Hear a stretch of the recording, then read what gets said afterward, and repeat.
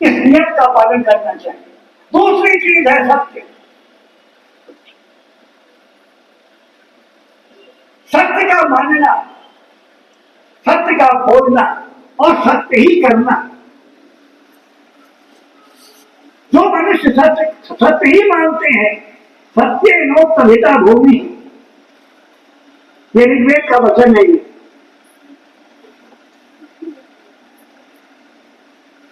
सत्य रूप परमेश्वर ने इस भूमि को, इस सूर्यादि जगत को धारण किया हुआ है।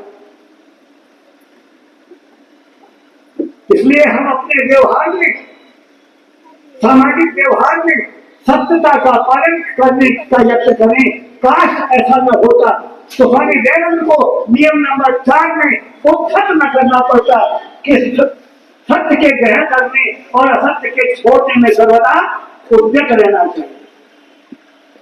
भी रेडी, हर वक्त तैयार। काम सही है तो उसको तुरंत इन टाइम करने की कोशिश करनी चाहिए।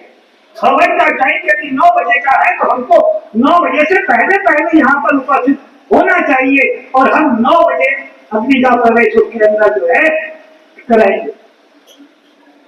लेकिन करें क्या? इंतजार किया जा रहा है कि अगला आ जाए, अगला आ जाए, अगला आ जाए तो शुरू हो। इस व्यवस्था के कारण से सारी चीजें जो है बिगड़ जाती। और कहता हूं तीसरी चीज है अस्तेय। अस्तेय का माने है चोरी न करना।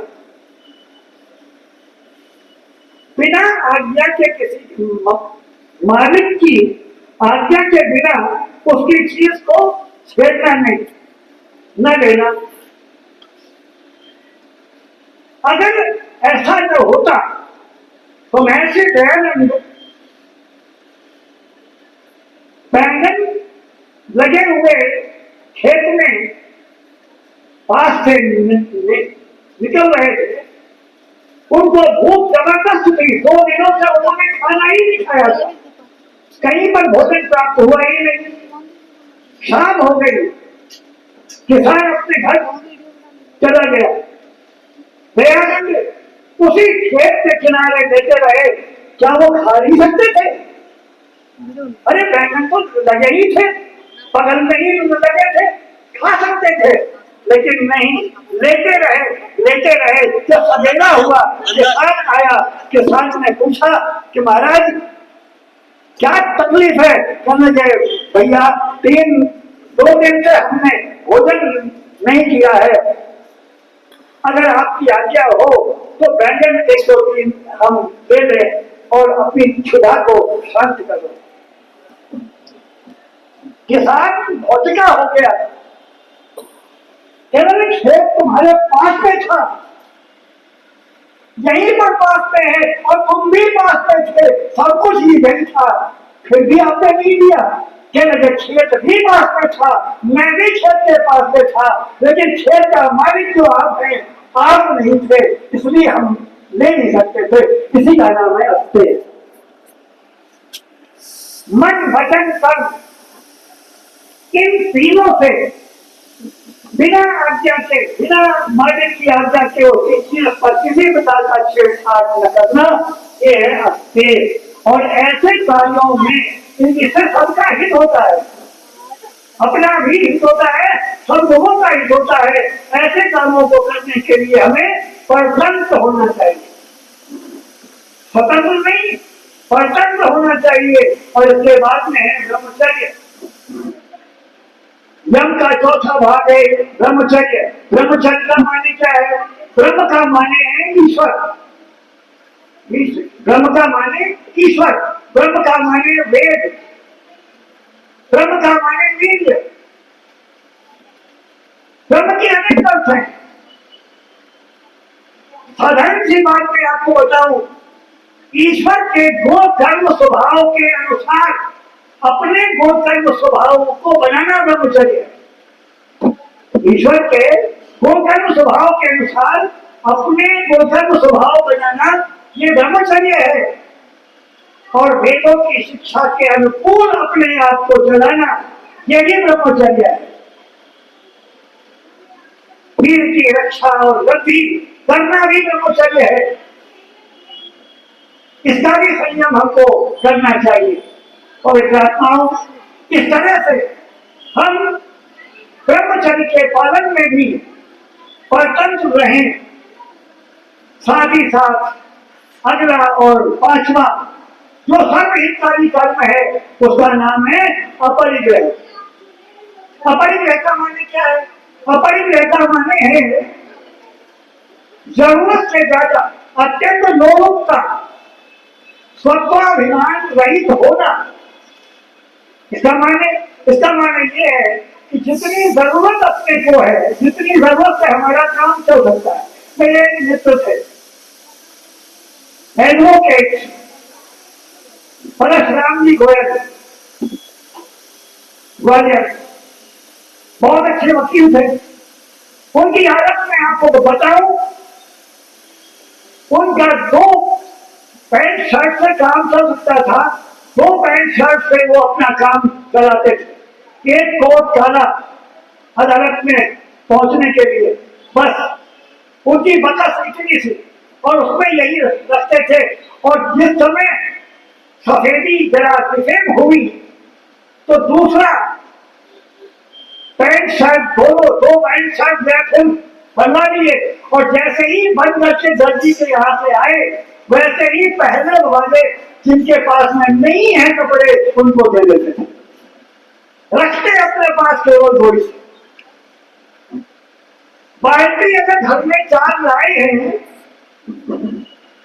तो 2 बाल्टी आर्य समाज को या किसी अन्य संस्था को जिससे आवश्यकता है उसको वो दे देते और 2 बाल्टियों से अपना काम चल सकता था। 2 बाल्टियों से काम अपना करते रहते थे। पवित्र आत्माओं, बाल्टी थोड़ा बहुत रंग उभरा उनका, दूसरी बाल्टी ले आए और जो पहली बाल्टी थी वो काम करने वाली जो आती थी, बर्तन मांजने वाली, खाना बनाने वाली, उनको वो सब जो है दे देते थे। रखते वो उतना ही थे जितनी उनको जरूरत होती थी। बस इसी का नाम अपरिग्रह। अपने को इस मामले में ऐसे कर्मों में परतंत्र रहना चाहिए। मनु महाराज कहते हैं, और इन मनु महाराज का उद्धरण करते हुए महर्षि दयानंद लिखते हैं, इन 5 यमों का सेवन सदा किया करें। इन 5 यमों का सेवन सदा किया करें। ये शब्द है स्वामी दयानंद के। और स्वामी दयानंद कहते हैं केवल नियमों का नहीं, आगे वो नियमों का जिक्र करते हैं। सबसे पहला नियम है शौच। शौच का माने है पवित्रता, बाहर की और भीतर की। मैं आपको बड़ा सरल करके बताने की कोशिश कर रहा हूं। सत्य व्यवहार से द्रव्य की शुद्धता होती है। यदि हमारा सत्य व्यवहार हो तो उसमें द्रव्य क्या माने, पैसे की शुद्धता होती है और ऐसे द्रव्य के से अन्न की शुद्धता होती है। सत्य व्यवहार से बर्ताव में, हमारे व्यवहार में शुद्धता जो है आती है और मृतिका, जल, साबुन आदि से इन सबसे हमारा बाह्य शरीर जो है, बाहरी शरीर जो है शुद्ध और पवित्र होता है। साथ ही साथ ये बाहर की पवित्रता के साथ साथ से भीतर की पवित्रता भी है।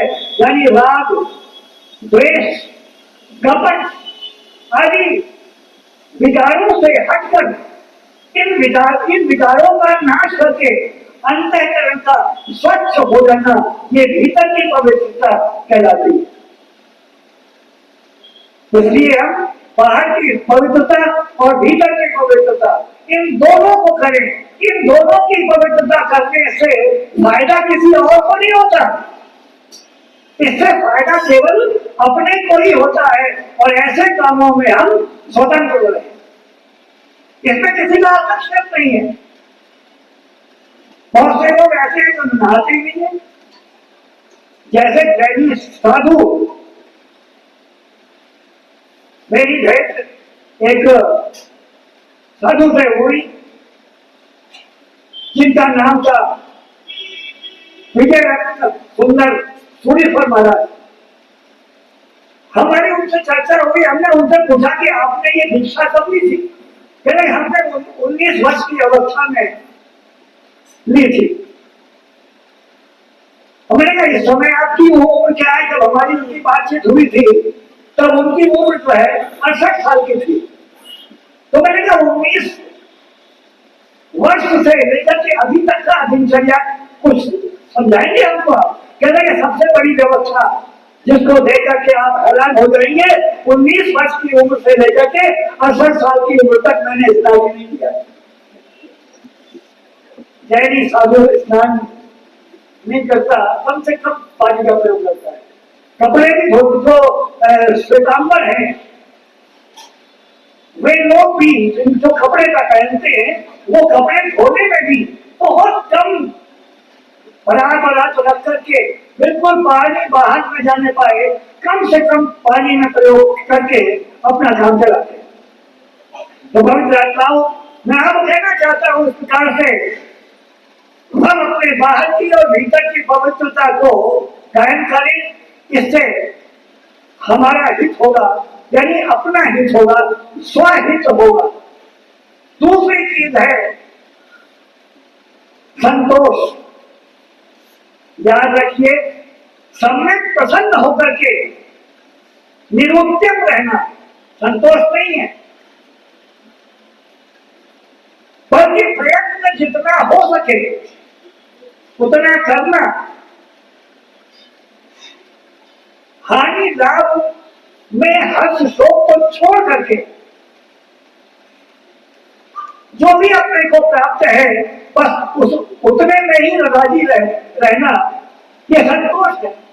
तो हमें इस संतोष गोधन गज धन बाज धन और रतन धन खान, जब आवे संतोष धन सब धन धूरी समान। इसे हित किसका होगा? संतोष करेंगे तो हित किसका होगा? हमारा होगा। आप करेंगे तो आपका होगा, जो करेगा उसको ही फायदा होने वाला है। इसलिए ऐसे कामों में हमको स्वतंत्र रहना चाहिए। आगे कहा तब का माने क्या है? कष्ट चाहे जितना हो, धार्मिक अनुष्ठान से कभी भी विमुख न होना, कष्ट सेवन से भी धार्मिक अनुष्ठान करना। सुबह 21 कुंडी हवन हो रहा था, शास्त्री जी यहाँ बैठे थे और प्रदीप शास्त्री जी भी बैठे हुए थे।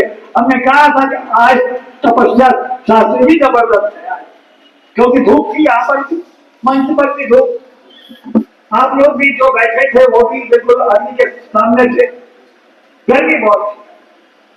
तो मैं कहता हूं कष्ट सेवन से भी यदि हमको धर्मानुष्ठान करना पड़े तो भी हम उससे पीछे न हटे।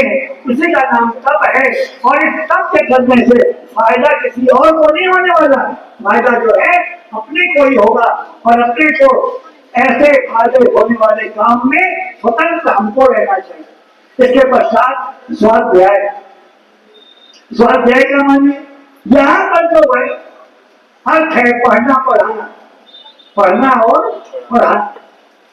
पढ़ने पढ़ाने में हमारी अभिरुचि होनी चाहिए। देखिए, काम चाहे कितना ही क्यों ना हो, काम चाहे कितना ही क्यों ना हो,